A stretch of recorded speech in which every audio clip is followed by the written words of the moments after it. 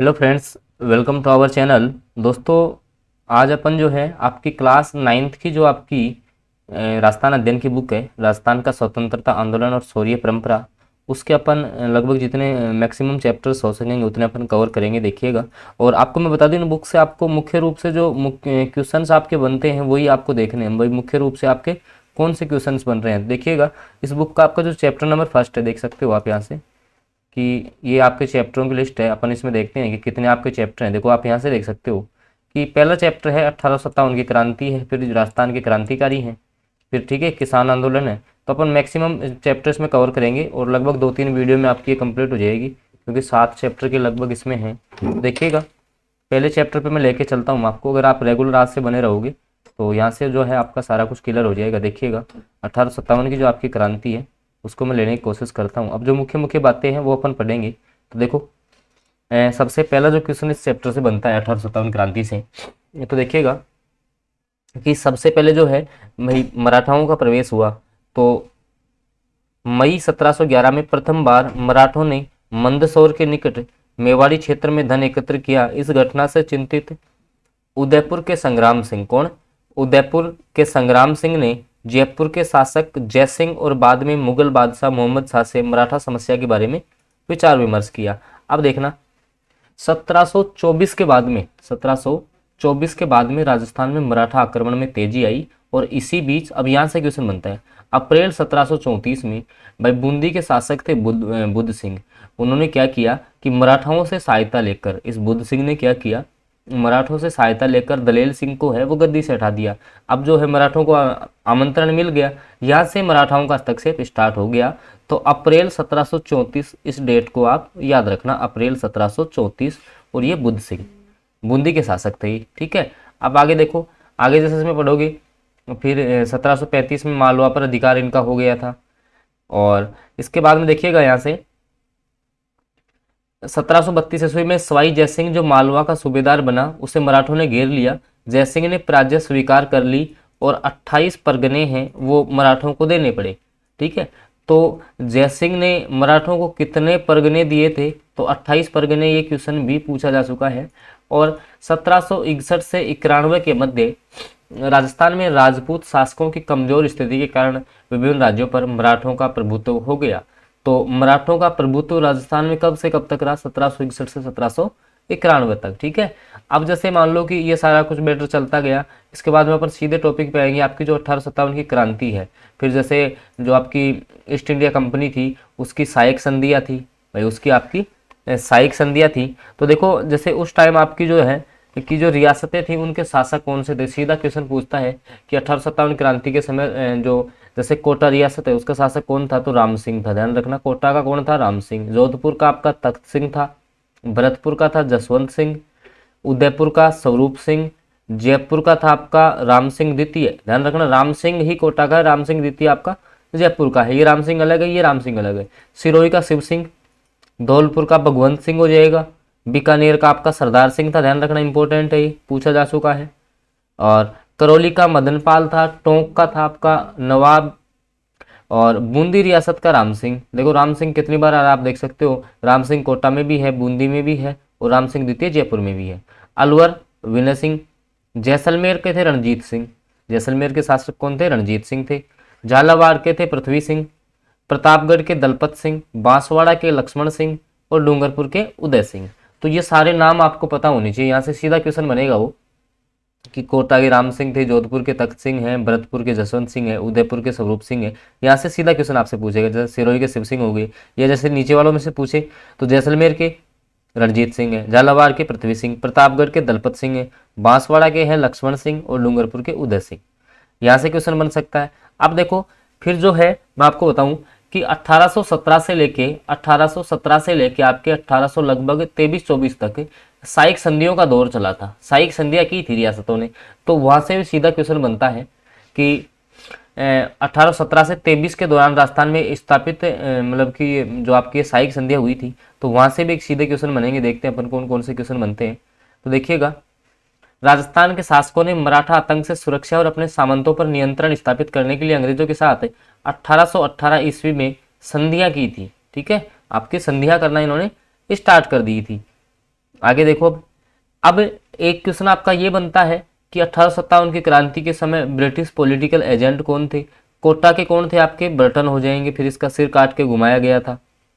जोधपुर के मैकमोसन है, भरतपुर के मोरिसन है, ध्यान रखना भरतपुर के इंपॉर्टेंट है, मोरिसन है।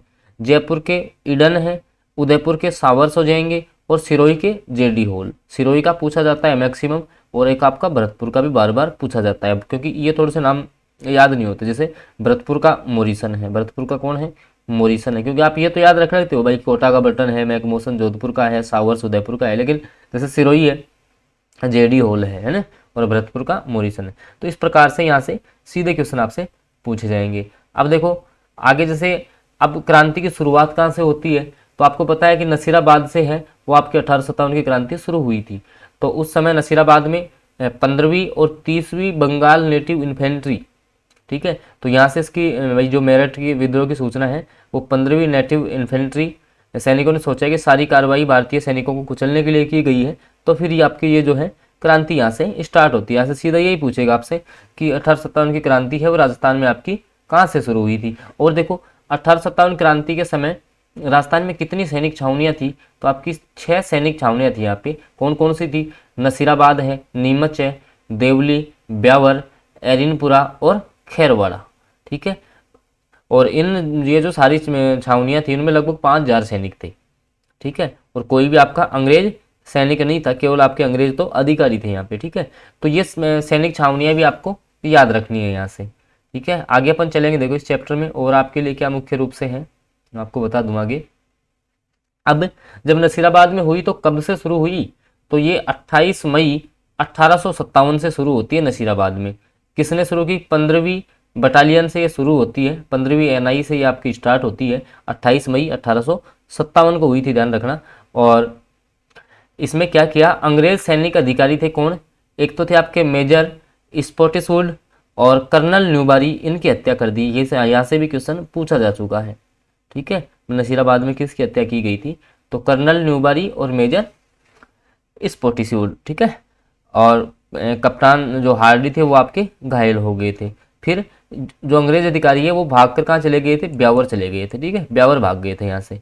फिर आगे नीमच में आपकी क्रांति शुरू हुई। तो नीमच में कब हुई फिर, तो नीमच में आपकी हुई 3 जून 1857 को। फिर नीमच जो है, नीमच में कितने कब शुरू हुई, 3 जून 1857 को। देखो नीमच में 3 अक्षर है, तो 3 आप यहाँ से सीधा ऐसे भी इसको याद रख सकते हो, ठीक है। आगे अब नीमच के बाद एरिनपुरा और आउवा में हुई क्रांति। इसके बाद में है मेवाड़ में भी क्रांति की गूंज हुई। देखना यहाँ से मेवाड़ से क्वेश्चन आपका बनता है, भाई सावर्स का तो बने ही बनेगा यहाँ से।